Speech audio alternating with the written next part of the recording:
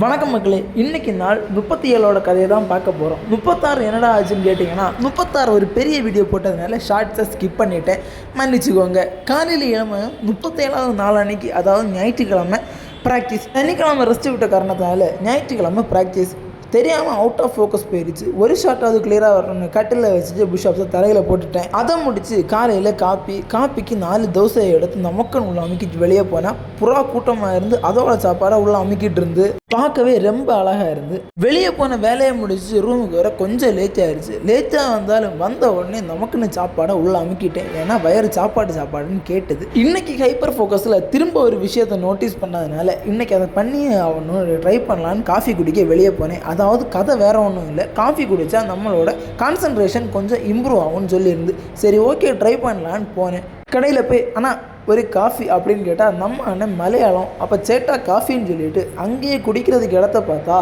வாய்ப்பே இல்லை. அதனால நான் நம்மளோட ஸ்டைலில் ஊர் ஸ்டைல்லையே என்ன பண்ணேன்னா, கடையிலேருந்து 2 கடை தள்ளி, அதாவது கடையிலேருந்தே ஓடி போனது மாதிரி ஒழிச்சு வந்துருந்து குடித்தேன். அப்போ தான் நம்மளால் அந்த புகை மூட்டத்திலேருந்து தப்பிக்க முடியும்.